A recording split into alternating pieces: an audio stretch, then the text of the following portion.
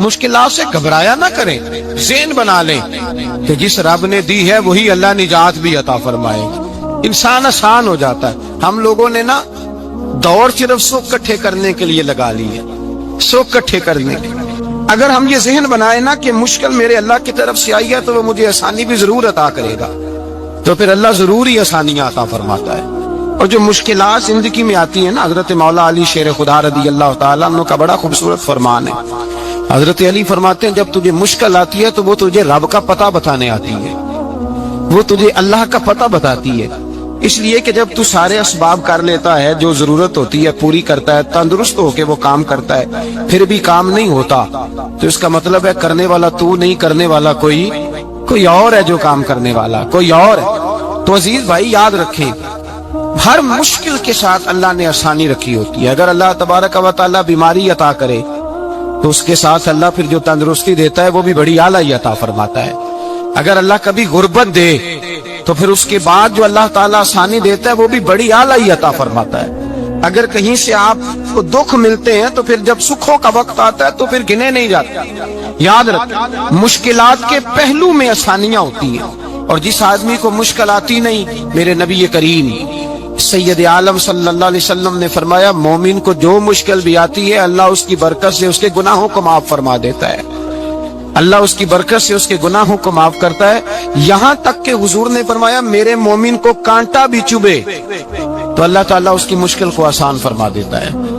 دو بزرگ بیٹھے تھے، ایک حضرت احمد رحمت اللہ علیہ اور ایک حضرت شرف الدین منیری رحمت اللہ علیہ۔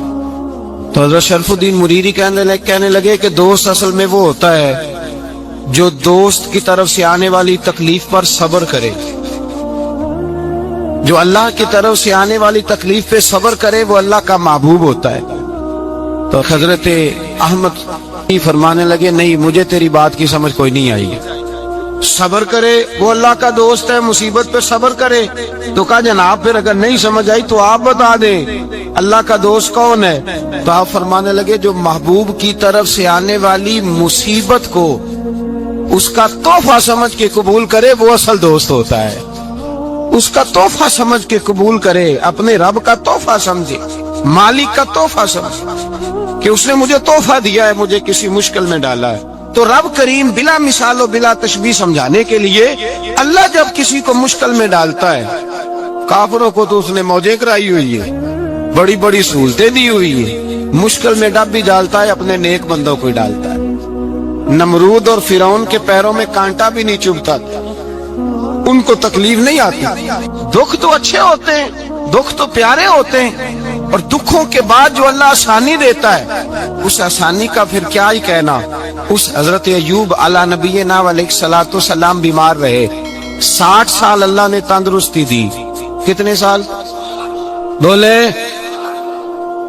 60 سال، غور کرنا بات پر، 60 سال علیل رہے، پھر بیمار ہو گئے، 18 سال ہو گئے بیمار ہوئے۔ زوجہ کہنے لگی دعا کر لیں آپ کو اللہ صحت دے دے۔ ہمیں اگر کوئی بندہ پوچھ لینا کہ بھائی کبھی کوئی خاص بات تو سناؤ، تو ہم جو ساری زندگی سکھ کے ساتھ سوئے ہوتے ہیں وہ بات نہیں سناتے، وہ جو ایک رات درد سے نیند نہیں آتی اس رات کا قصہ سناتے ہیں، کہتے ہیں وہ میرے الٹے دانت میں درد تھا تو میں ساری رات سو نہیں سکا۔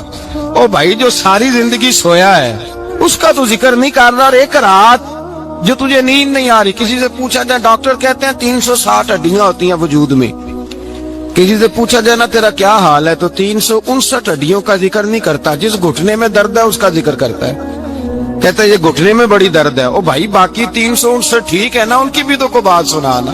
تکلیف کسے آتی تھی؟ اللہ کے نیک بندوں کو تکلیف آتی تھی۔ حضرت رابعہ بصریہ جب تک زندہ رہی تب تک بیمار رہی، جس دن طبیعت ٹھیک ہوتی تو کہتی اے اللہ تو کہیں مجھ سے ناراض تو نہیں ہو گیا، تو کہیں ناراض تو نہیں مولا، مولا جب تو مجھے تکلیف دیتا ہے تو میں رو کے تیری عبادت کرتی، جب مجھے دکھ ہوتے ہیں تو میں سجدے میں تڑپتی، اور خدا بندہ اب تو میں سکھی ہوں، موج میں ہوں، مجھے رونا ہی نہیں آ رہا، تو خدا بندہ تو کہیں ناراض تو نہیں ہو گیا مجھ سے۔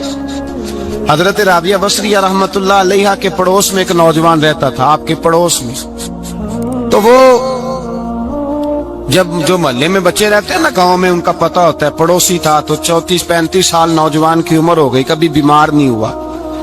ایک دن اس کی طبیعت علیل ہوئی، سر میں درد ہوا تو اس نے پٹی باندھ لی سرخ رنگ کی. باہر نکل کے آیا، حضرت رابعہ بصری علیہ رحمہ نے دیکھا تو فرمانے لگے بیٹے خیر ہے؟ لگا جی اماں جی سر میں بڑی درد ہے. آپ فرمانے لگے کتنی عمر ہو گئی؟ کہنے لگا 34-35 سال. فرمانے لگے پہلے تو کبھی درد نہیں نہ ہوئی؟ کہا نہیں اماں جی آج ہی ہوئی ہے. تو آپ فرمانے لگے 34 سال اللہ نے صحت دی ہے، تو نے شکر کی ایک پٹی بھی نہیں باندھی، اور آج درد ہوئی ہے تو شکوے کی پٹی تو نے فوراً ہی باندھ لی ہے. کچھ شکر کی پٹی بھی باندھنی چاہیے. حضرت ایوب 18 سال بیمار رہے، زوجہ کہنے لگی دعا کر لو، تو آپ فرمانے لگے بی بی سے کہ صحت کتنی دیر رہی؟ اس نے کہا 60 سال. تو آپ فرمانے لگے ذرا بیماری کو بھی 60 سال گزر لینے دو، پھر دعا بھی کر لیں گے.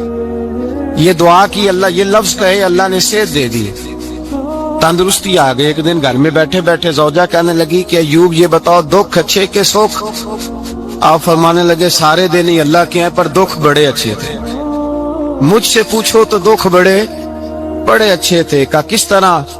حضرت ایوب فرمانے لگے جب میں بیمار تھا تو 24 گھنٹے میں ایک دفعہ میرا رب میرا حال پوچھا کرتا تھا. ایک دفعہ میرا اللہ پوچھتا تھا ایوب تیرا حال کیا ہے؟ فرماتے ہیں 12 گھنٹے تو لذت ہی رہتی تھی کہ میرے رب نے میرا حال پوچھ لیا، اور اگلے 12 گھنٹے میں انتظار کرتا تھا مالک حال دوبارہ کب پوچھے گا. فرمانے لگے اب صحت تو ہو گئی ہے پر اب میرا رب میرا حال تو نہیں نہ پوچھتا. بھائی مشکلات جو ہوتی ہیں وہ تو تجھے سجا دیتی ہیں، سوار دیتی ہیں. تجھے یاد آتا ہے کوئی اپنا، جب تجھے درد ہوتی ہے نا، تکلیف ہوتی ہے، پھر تیرا دل کرتا ہے کوئی کندھا ملے جہاں میں سر رکھ کے رہوں. پھر اسی لیے تو کسی درویش سے کسی نے پوچھا تھا اپنا کون ہوتا ہے؟ تو کہا جو تجھے دکھ کے وقت یاد آئے وہ تیرا اپنا ہے. جو تجھے عین آزمائش کے وقت یاد آئے اور تجھے اس کا نمبر فوراً تیرے موبائل پہ چلنے لگے وہ تیرا اپنا سجن ہے، جس کو تو دکھ کے وقت یاد کرے. تو بھائی مشکلات کے بعد جو اللہ آسانی دیتا ہے. حضرت ابراہیم کو آگ میں بھی پھینکا گیا، حضرت ابراہیم علیہ السلام کو ستایا بھی گیا، نکالا بھی گیا، لیکن جب ان مشکلات سے گزرے تو میرا رب فرماتا ہے وَإِذِ ابْتَلَىٰ إِبْرَاهِيمَ رَبُّهُ بِكَلِمَاتٍ فَأَتَمَّهُنَّ قَالَ إِنِّي جَاعِلُكَ لِلنَّاسِ إِمَامًا. کہا جب ابراہیم پورے اترے تو پھر ہم نے انہیں امام بنا دیا. یا اللہ کس طرح کی امامت دی؟ فرمایا میں نے اتنی اعلیٰ شان عطا کی ہے کہ اپنے لاڈلے رسول کو جناب ابراہیم کی نسل میں پیدا فرما دیا ہے. میں نے مصطفیٰ کو ان کی نسل میں پیدا کر دیا، قیامت تک کے لیے ان کا وقار بڑھا دیا. اللہم صلی علی محمد وعلی آل محمد کما صلیت علی ابراہیم وعلی آل ابراہیم. ان کی عظمت بڑھا دی، اس لیے کہ جب وہ آزمائش سے گزر کر کے آئے پھر جو آسانی دی. میرے نبی پاک صلی اللہ علیہ وسلم نے دین ابراہیمی کی بہت ساری چیزوں کو رکھا، کہا میں ملت ابراہیمی پہ ہوں. جب کوئی مشکلات کو عبور کر کے آتا ہے، جب کوئی تکلیفیں سہ کر کے آتا ہے، اس کے لیے جو اجر ہوتا ہے، اس کے لیے جو پھر اللہ کتنی ذرا بڑی توجہ کیجئے گا. لوگ سمجھتے ہیں فلاں آدمی مشکل میں ہے تو شاید مشکل میں ہی رہے گا، فلاں آزمائش میں ہے تو شاید میرا اللہ فرماتا ہے ایک مشکل دے کے میں 2 آسانیاں بھی دوں گا. تم مشکل دیکھ رہے ہو، مشکل نہ دیکھو، وہ جو اس کو بعد میں آسانی آنے والی ہے، اور ڈبل جو میں اس پر نعمت کرنے والا ہوں اس کو دیکھو. حضرت یوسف کو بھائیوں نے کنویں میں ڈال دیا تھا، اور جب کنویں سے نکلے تو مصر کے بازاروں میں بکے، اور پھر زلیخا نے الزام لگایا تو حالات بگڑ گئے. حضرت یوسف کو جیل جانا پڑا. کتنی کٹھن زندگی تھی، لیکن میرے مالک کو کچھ اور ہی منظور تھا. کنویں میں گرنے والے، بازار میں بکنے والے، جیل میں جانے والے، الزام لینے والے جناب یوسف کو رب کریم نے اسی مصر کا بادشاہ بنا دیا. اللہ پاک نے اسی مصر کا حکمران بنا دیا. یاری تیری سونا پر ازمیشاں تیریاں اگ، اے سونا پرکھیا جامد آئی پہلو نال اگاں دے لگ. اس کے لیے تھوڑا سا جتن کرنا پڑتا، تھوڑے کٹھن حالات سے گزرنا پڑتا، تھوڑی آزمائشوں کا روپ دیکھنا پڑتا، ہم چاہتے ہیں کہ ہمیں چھیڑے کوئی نہ کوئی تکلیف نہ آئے، کوئی آزمائے، یہ ہو نہیں سکتا میرے بھائی۔ نامی کوئی بغیر مشقت نہیں ہوا، 100 بار جب عقیق کٹا تب جا کر نگی ہوا۔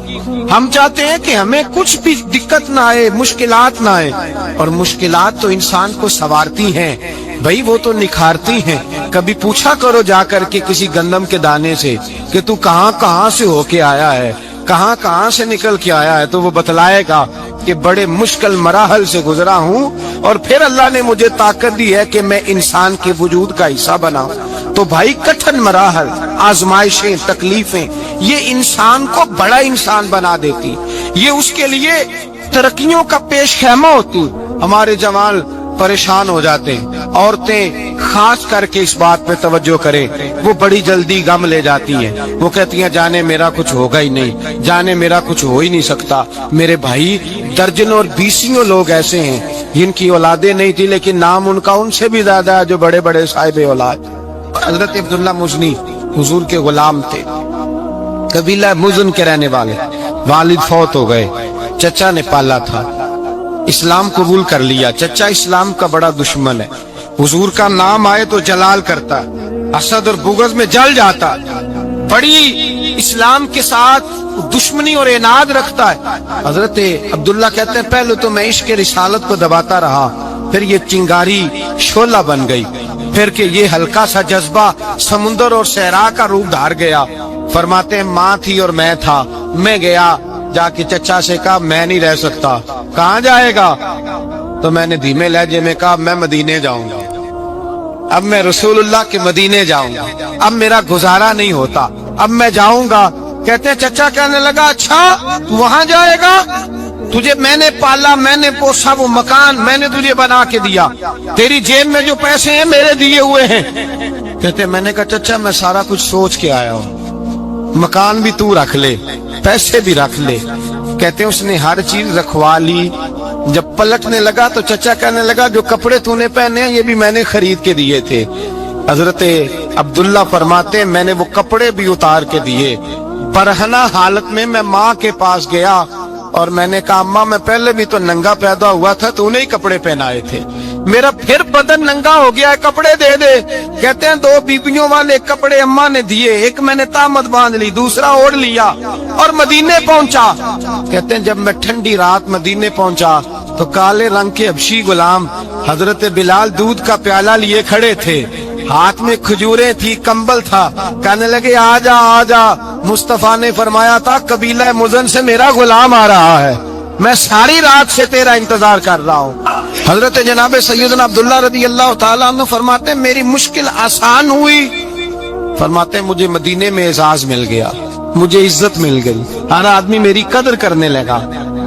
گویا بزرگ کہتے ہیں کہ حضرت عبداللہ دعا کرنے لگے کہ اے اللہ تو نے مجھے بڑی شان دی ہے مصطفیٰ کی گود میں، اگر اسی رحمت کے چھاؤں میں میں پردہ کر دوں تو میری بات بن جائے گی۔ حضرت عبداللہ کا وصال بھی رسول اللہ کی گود میں ہی ہو گیا، گود میں نہ کوئی رشتہ دار، نہ کوئی تعلق دار، نہ کوئی ہمسایہ اپنا، نہ کوئی چچا، نہ کوئی ماموں، شہر میں تنہا اسی کسے دے کچھ نہیں جے لگ دے تے نہ کوئی ساڈا دردی، تنہائی۔ جنازہ اٹھا تو اٹھانے والے کون؟ ابو بکر صدیق، فاروق اعظم، عثمان غنی، مولا علی، حسنین کریمین جنازے میں شامل۔ میرے رسول پاک صلی اللہ علیہ وسلم نے جنازہ پڑھایا، دیکھو مشکل کاٹی تھی تو آسانی کا رنگ دیکھو، آسانی کا انداز دیکھو۔ حضرت سیدنا ابو دردہ رضی اللہ تعالیٰ عنہ ارشاد فرماتے ہیں مدینے میں رواج تھا کہ جب قبر میں اتارنے لگتے تھے تو قریبی رشتہ دار اتارا کرتے تھے، پر عبداللہ کا تو رشتہ دار ہی کوئی نہیں تھا، مدینے میں کون اتارے؟ فرمایا جب قبر میں اترنے لگے تو حضرت ابو بکر صدیق اور حضرت عمر فاروق اتر گئے کہ ہم قبر میں اتارتے ہیں۔ رسول اللہ نے فرمایا تم باہر نکلو، تم کیوں قبر میں گئے ہو، باہر آؤ۔ کہتے ہم باہر آئے تو اللہ کے رسول اندر گئے، فرمایا کون کہتا ہے اس کا کوئی نہیں، میں جو موجود ہوں۔ کون کہتا ہے کوئی نہیں؟ فرمایا رکھو میرے ہاتھوں پہ۔ کہتے ہیں حضور کے دست مبارک پہ رکھا اور باہر کھڑے ہم رشک کرنے لگے کہ واہ اللہ تیرا آسانی دینے کا رنگ، آسانی۔ اس نے مشکل برداشت کی تو رب نے مصطفیٰ کے قدموں میں آسانیاں عطا فرمائی۔ पसे और हुजूर ने कब्र में रखा, नबी पाक ने। मेरे दादा मुर्शिद कहते हैं, इश्क सरकार की एक शम्मा जला लो दिल में, बाद मरने के कब्र में भी उजाला होगा। और मेरे आला हज़रत फरमाते हैं, लहद में इश्क रुखे शाह का दाग लेके चले, लहद में इश्क रुखे शाह का दाग लेके चले। अंधेरी रात सुनी थी चिराग लेके चले। और बेदम शाह बारसी तो हद कर गए, कहने लगे पसे मुर्दन, बाद मरने के पसे मुर्दन फरिश्तों ने जो तलाशी ली तो क्या निकला, फकत एक दिल के गोशे से ख्याले मुस्तफा निकला, फकत एक दिल के गोशे से ख्याले। और कामिल पीरो ना दे बाहू, कब्र जिना दी जीवे। मेरे भाई, नबी पाक सल्लल्लाहु अलैहि वसल्लम के साथ वफा की तंगी देखकर दिक्कत साथ दिया। मक्का मुखालफत करता तो जनाब फातिमा हुजूर का ख्याल रखती। फातिमा बिनते असद बड़ा प्यार किया, बड़ी मोहब्बत की मौला अली की वालदा ने, हर दुख हर तकलीफ काटी, लेकिन रसूल कायनात सल्लल्लाहु ताला अलैहि वसल्लम का साथ ना छोड़ा। और यहाँ तक रिवायात में मिलता है कि जनाब फातिमा तज़ारा जब ब्याह के उनके घर गई तो बाहर से सौदा ला के देती। हजरत फातिमा से बड़ा प्यार करती, बड़ी मुश्किलात में साथ दिया। जब इसहाल हुआ तो फरमाते कोहराम मच गया मदीने में। लोग मिन्नतें करते थे कि हुजूर का एक बाल मिल जाए तो कब्र में बख्शिश का सामान हो जाएगा। रसूल पाक ने फरमाया, जब जनाब अली की वालदा को गुस्ल दे लो तो कफन पहनाने से पहले मेरे पास आना। कहते हैं जब गुस्ल दे लिया तो अर्ज की, हुजूर गुस्ल हो रहा है, कफन का क्या करना है। हुजूर अंदर गए, कमीज बदली और जो कुर्ता पहना हुआ था उतार के दिया। फरमाया वो अली की माँ नहीं, मेरी माँ है, उसने मेरे लिए बड़ी तकलीफें सही हैं, बड़ी मुश्किल देखी है। फरमाया इस तरह करो, मेरे कुर्ते में उसे कफन दो। हुजूर ने जनाजा पढ़ाया, अपने कुर्ता लिबास मुबारक में कफन दिलाया।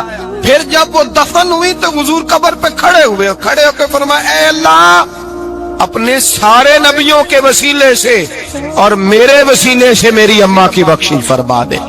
फिर जो आसानियां मिली उन लोगों को, तो उनकी कब्रों तक आसानियां मिली।